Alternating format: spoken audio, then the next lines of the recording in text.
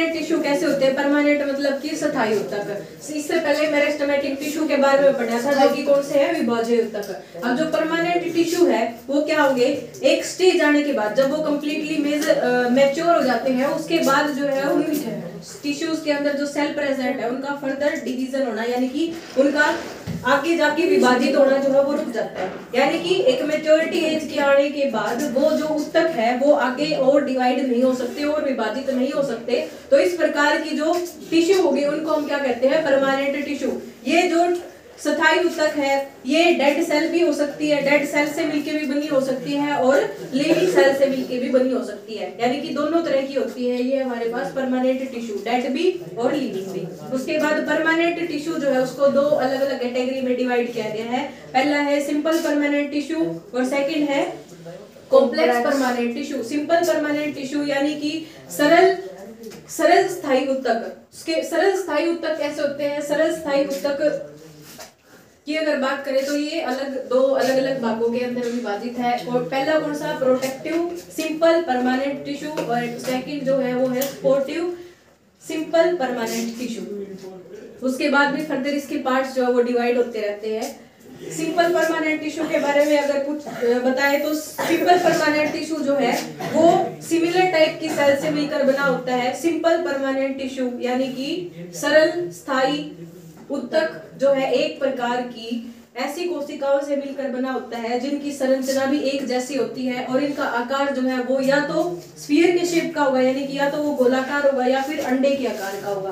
तो simple permanent tissue में कैसी सेल्स होती है जिनका आकार कैसा होगा? या तो गोलाकार या फिर अंडाकार होगा।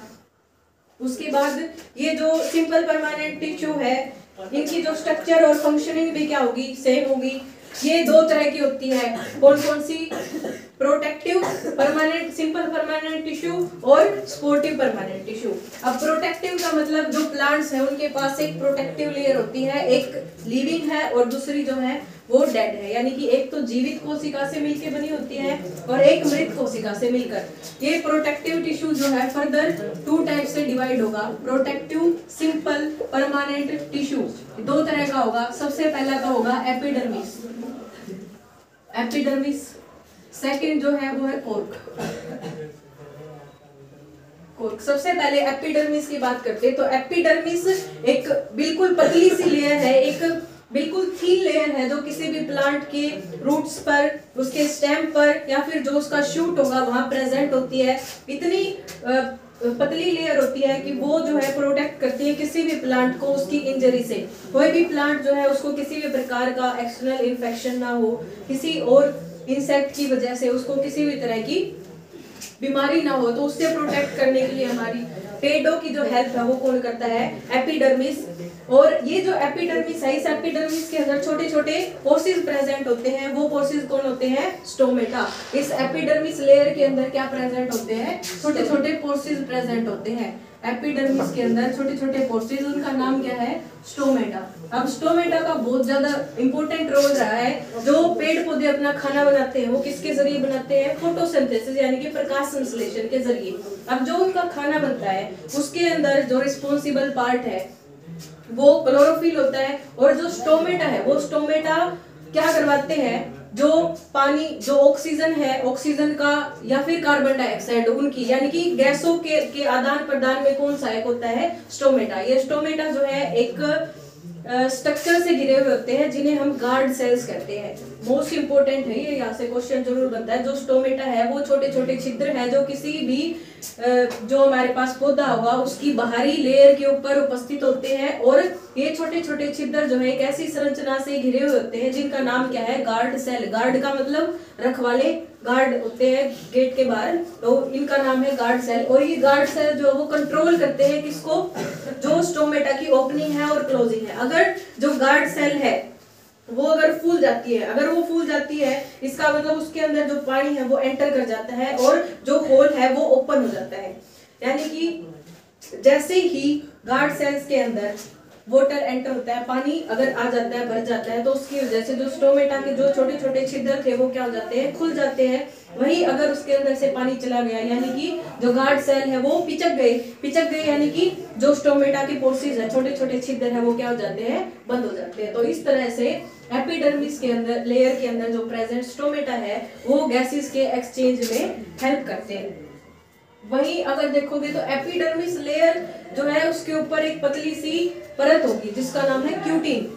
कोई भी प्लांट अगर देखोगे तो उसके ऊपर जो पानी अगर हम गिराने की कोशिश करेंगे तो उसके पत्तों के ऊपर पानी जो है वो नहीं ठहर सकता। वो क्यों? क्योंकि एक वैक्सी लेयर, एक मोम, जैसे मोम होता है वैसी एक लेयर प्रेजेंट होती है उसके पत्तों के ऊपर, जिसकी वजह से उसके ऊपर पानी ठहर नहीं पाता है। समझे कि सबसे पहले क्या थे, परमानेंट टिश्यू थे कि एक स्टेज आने के बाद वो फर्दर डिवाइड होने पावे। मेरिस्टेमेटिक के अंदर यानी कि विभाजोत्तर के अंदर क्या पढ़ा था कि एक स्टेज आने के बाद वो डिवाइड होने शुरू होंगे, डिवाइड होते रहते विभाजित होते रहते हैं। उसमें भी 3 तरह के पढ़े थे, कौन से?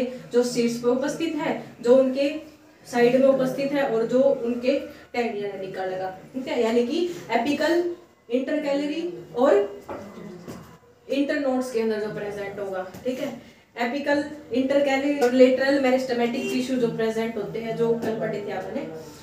उसके बाद सिंपल परमानेंट टिश्यू के भी 2 टाइप थे, प्रोटेक्टिव परमानेंट टिश्यू और सपोर्टिव सिंपल परमानेंट टिश्यू। उसमें से हम पढ़ रहे हैं प्रोटेक्टिव का भी कौन सा पार्ट? एपिडर्मिस। और एपिडर्मिस है क्या? वो लेयर है, बाहरी लेयर, वैक्सी लेयर, क्यूटिन नाम है उसका। इसके अंदर स्टोमेटा प्रेजेंट होते हैं, फोटोसिंथेसिस प्रोसेस में इसका रोल होता है, ठीक है, इधर समझिए। उसके बाद कोर्क क्या है? कोर्क बनी होती है डेड सेल से। डेड सेल, जो डेड सेल है, यानी कि जैसे ही प्लांट अगर नया है तो उस टाइम पर उसका स्टेम देखा होगा तो ग्रीन कलर का होगा और वो बहुत ज्यादा फ्लेक्सिबल होता है। लेकिन जैसे ही वो ग्रो करना शुरू करता है तो एक टाइम ऐसा आता है कि जो उसका स्टेम है वो इतना ज्यादा हार्ड हो जाता है कि अब वो बेंड नहीं हो सकता। यानी कि जब वो बिल्कुल ग्रो हो जाता है और उसका स्टेम जो बिल्कुल हार्ड हो जाता है तो उस टाइम पर उसके पास कौन से टिश्यू होते हैं? कोर्क सिंपल परमानेंट टिश्यू होते हैं। ये डेड सेल से मिलकर बने हुए होते हैं। अब इसका काम क्या होगा? अब इन्वायरमेंट के अंदर इतने सारे चेंजेस हो गए तो उससे प्लांट खुद को प्रोटेक्ट कैसे कर सकता है? इस कोर्क की वजह से। ये जो कोर्क है वो उसको बाहरी टेम्परेचर, बाहरी जो भी सराउंडिंग के अंदर जो भी घटनाएं हो रही है, जो भी हैपनिंग हो रही है, उससे वो प्रोटेक्ट करता है। साथ ही साथ क्या है, ये कोर कितनी ज्यादा हार्ड होती है और ये इम्परमिएबल होती है, यानी कि ये किसी भी चीज का आदान प्रदान नहीं करवा सकती है। यानी कोई भी पेड़ के अंदर की चीज को बाहर नहीं जाने देती और बाहर की चीजों को पेड़ के अंदर नहीं आने देती। इसलिए इन दोनों का नाम, एपिडर्मिस का और कोर्क, दोनों को किस कैटेगरी में रखा है? प्रोटेक्टिव, यानी कि इनका काम है पौधों को बचाना। समझ गए दोनों? कोर्क तो डेड सेल से मिलकर बना हुआ होगा और जो एपिडर्मिस है वो लिविंग सेल से मिलकर बना होगा। एपिडर्मिस अलाउ करता है कि गैसेस अंदर आ सकती है, जा सकती है, लेकिन पानी को जरूर रोकता है ये, क्योंकि वहां एक लेयर प्रेजेंट होती है क्यूटिन नाम की, ठीक है, वैक्सी, जो मोम की तरह दिखाई देती है। लेकिन कोर्क किससे बनी होती है? मरी हुई कोशिकाओं से। ये पौधे के अंदर किसी भी प्रकार का आदान प्रदान नहीं करवाती है और साथ ही साथ उसको क्या करती है? इन्फेक्शन से भी प्रोटेक्ट करती है, ठीक है। गर्मियों के अंदर मतलब कितना ज्यादा हाई टेम्परेचर तक चला जाता है, 45 डिग्री सेल्सियस तक, तो प्लांट्स जो है वो मर जाने चाहिए, क्योंकि इतनी ज्यादा गर्मी है, इतनी ज्यादा हीटिंग इफेक्ट की वजह से जो प्लांट है वो डेड हो जाने चाहिए। लेकिन जो कोर्क है वो पेड़ को ठंडा रखता है समर सीजन के अंदर, यानी कि पेड़ के अंदर ठंडक बढ़ाने के लिए भी कौन रिस्पॉन्सिबल है? कोर्क, जो कि डेड सेल से मिलकर बना हुआ होता है। क्यों? क्योंकि ये जो कोर्क है ये विद्युत की और ऊष्मा की कुचालक होती है। इसके अंदर से ना इलेक्ट्रिसिटी पास हो सकती है और ना ही यहाँ से हीट पास हो सकती है, यानी कि बाहर के टेम्परेचर का इफेक्ट जो है प्लांट के ऊपर नहीं पड़ने देता हो। ठीक, प्लांट्स है उसकी कोर्क से बहुत सारी चीजें बनाई जाती है, जैसे स्पोर्ट्स मटेरियल, कोई भी बैट बना दिया, कोई भी फर्नीचर अगर बनाना हो तो उसके लिए किसका यूज करते हैं? इन कोर्क पार्ट का यूज करते हैं, कि जो पेड़ है उसकी छाल निकाली जाती है और उस छाल से जो अलग अलग तरह के जो मटेरियल्स हैं वो बनाए जाते हैं। अगर देखा हो तो कि कोई भी अगर प्लांट है उसके पास उसकी कोर के ऊपर एक सब्सटेंस भी निकलता है, चिपचिपा, जिसे आम भाषा में गोंद कहा जाता है। देखा होगा, अलग ब्राउन ब्राउन कलर का या व्हाइट या फिर कलरलेस, सब सबरीन है।